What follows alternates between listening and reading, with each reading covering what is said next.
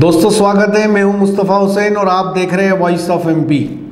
मध्य प्रदेश में जहां पिछले 100 दिनों से सारे काम ठप पड़े हुए हैं, विकास कार्य रुके हुए हैं, आम लोग सरकारी दफ्तरों के चक्कर लगा रहे हैं, सरकार अब तक सुचारू काम नहीं कर पाई है, वहीं दूसरी तरफ मध्य प्रदेश की राजनीति में टाइगर ट्रेंड कर रहा है।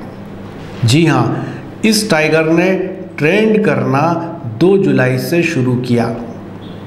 एक तरफ जहां ऑपरेशन लोटस के बाद से सरकार नाम की चीज़ एमपी में नहीं दिखाई दे रही, वहीं दूसरी तरफ एमपी की सियासत में नित नए बवाल खड़े हो रहे हैं।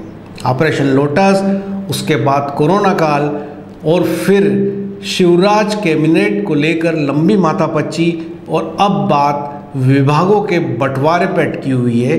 अब भी सरकार सुचारू काम नहीं कर रही है और एमपी की सियासत में टाइगर आ गया।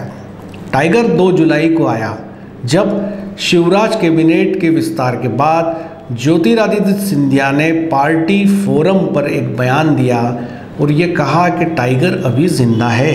सुनिए उन्होंने क्या कहा। मैं उन दोनों को कहना चाहता हूं,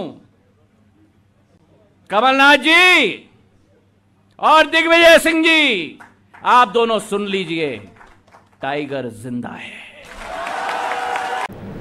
ज्योतिरादित्य सिंधिया के इस बयान के बाद एमपी की सियासत में बवाल मच गया और एक के बाद एक बयान आने लगे। आज नरोत्तम मिश्रा ने एक ट्वीट करके कहा कि देखना कहीं शेर की जगह सवा शेर गले ना पड़ जाए। दोस्तों, आपको याद होगा टाइगर जिंदा है वाला बयान पहले भी आ चुका है और ये दिया था शिवराज सिंह चौहान ने। उन्होंने ये बयान 19 दिसंबर 2018 को सिहोरा में दिया था। तब वे सीएम नहीं थे और एमपी की कमान कमलनाथ के हाथ में थी। उन्होंने एक आम सभा को संबोधित करते हुए कहा था कि भाइयों और बहनों, चिंता मत करना, टाइगर अभी जिंदा है। सुनिए शिवराज सिंह चौहान ने क्या कहा था। चिंता मत करना कि हमारा क्या होगा, मैं हूं ना शिवराज सिंह चौहान, टाइगर अभी जिंदा है। शिवराज सिंह चौहान के इस बयान के बाद भी काफ़ी बवेला मचा था, लेकिन हाल ही में सिंधिया के बयान में एक नया मोड़ तब आया जब दिग्विजय सिंह ने एक बयान दिया और कहा कि जंगल में शेर एक ही रहता है। सुन लिया शिवराज जी के बारे में क्या कहते थे सिंधिया जी, और शिवराज जी का सुन लिया सिंधिया जी के बारे में क्या कहते थे, और दोनों अपने आप को टाइगर बताते हैं। और टाइगर जो है, एक शेर में 2 जंगल नहीं रह सकते। दिग्विजय सिंह के इस बयान के अब कई मायने निकाले जा रहे हैं। दोस्तों, आपको पता होगा कि एमपी की सियासत में जब से शिवराज सिंह चौहान आए, भारतीय जनता पार्टी में वे अकेला ही नाम दिखते हैं, क्योंकि उसके पहले उमा भारती, नरेंद्र सिंह तोमर, कैलाश विजयवर्गीय, प्रभात झा जैसे दिग्गजों का नाम सुनाई पड़ता था। लेकिन एक एक करके या तो वे एमपी से विदा ले गए या केंद्र की राजनीति में चले गए।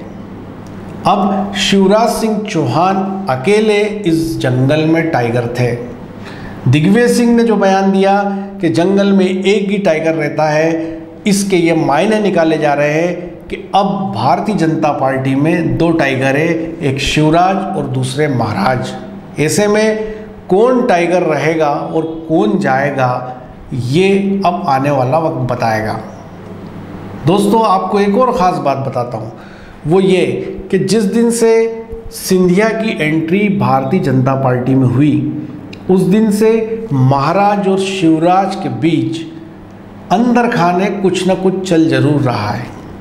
पहले मंत्रिमंडल को लेके लंबी खींचतान हुई, खूब माथापच्ची हुई और आखिरकार दिल्ली में जाकर ये मामला सुलटा। शिवराज चाहते थे मंत्रिमंडल विस्तार में 6 से 7 लोग सिंधिया समर्थक मंत्री बनाए जाएं, जबकि महाराज इस बात पर अड़े रहे कि पूरे 11 के 11 ही मंत्री बनेंगे।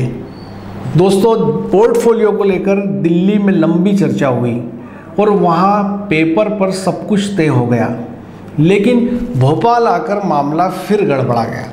उसी का परिणाम हुआ कि 2 जुलाई को विस्तार के बाद भी अब तक विभागों का बंटवारा नहीं हुआ। जानकारों का कहना है कि 2 जुलाई की शाम जब शिवराज और महाराज बैठे तो विभागों के बंटवारे को लेकर महाराज ने कई शर्तें रख दी। उनका कहना था परिवहन, नगरीय प्रशासन, आबकारी, कमर्शियल टैक्स जैसे भारी भरकम डिपार्टमेंट उनके लोगों के पास रहेंगे, जिसके चलते विभागों का बंटवारा एक बार फिर रुक गया। और अब जानकार ये भी बता रहे हैं कि ये मामला दिल्ली में सुलटेगा और हो सकता है शिवराज सिंह चौहान को फिर दिल्ली जाना पड़े।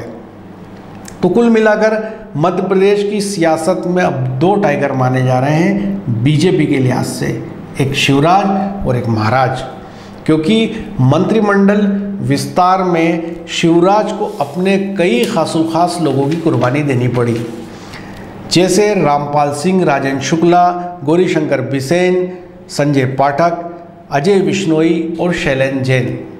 ये तमाम वो नाम हैं जो शिवराज सिंह चौहान के खास माने जाते हैं और वजनदार नाम हैं, लेकिन महाराज के अड़ियल रुख के चलते पूरे 11 लोगों को मंत्रिमंडल में शामिल करना पड़ा। अब शिवराज कैबिनेट में मात्र 1 मंत्री पद खाली है। ऐसी स्थिति में इन तमाम लोगों को कैसे एडजस्ट किया जाएगा, ये पार्टी के लिए एक बड़ा सिरदर्द है। खबर ये भी आ रही है कि भारतीय जनता पार्टी के एमएलए लामबंद हो रहे हैं और करीब 20 विधायक इकट्ठा होकर हाईकमान को गुहार लगाने दिल्ली कूच करने वाले हैं। वे तमाम लोग असंतुष्ट हैं, मंत्रिमंडल में शामिल नहीं किए जाने से नाराज़ हैं। कहीं ना कहीं पार्टी के अंदर महाराज और शिवराज के बीच खींचतान तो चल रही है, भले ये बातें मीडिया में ना आ रही हो। इसलिए दिग्विजय सिंह के इस बयान के कई मायने निकाले जा रहे हैं। इन सब के इधर अभी उपचुनाव सिर पर है। 24 स्थानों पर चुनाव होने हैं और इन स्थानों पर होने वाले चुनाव में 9 स्थानों पर भारतीय जनता पार्टी को जीत हासिल करना ज़रूरी है, उसके बाद ही उनकी सरकार बच पाएगी।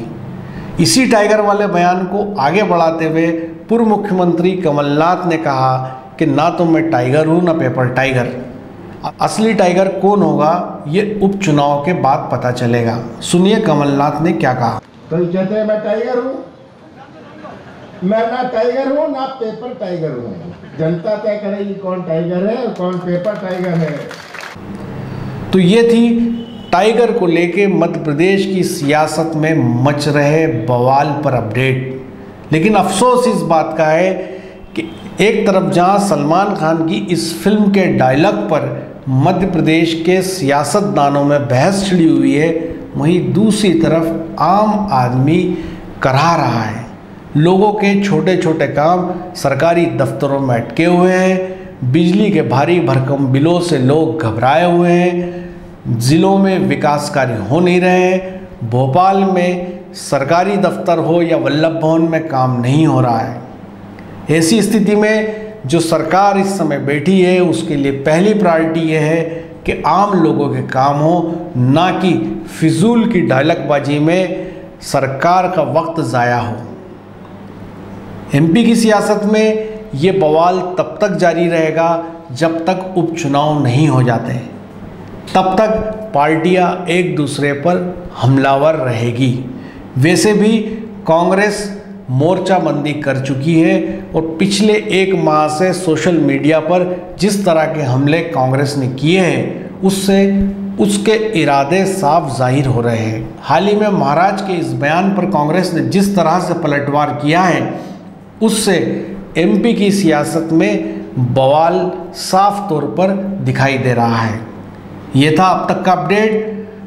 हर अपडेट के लिए आप जुड़े रहे वॉइस ऑफ एमपी के साथ। जय हिंद, जय भारत।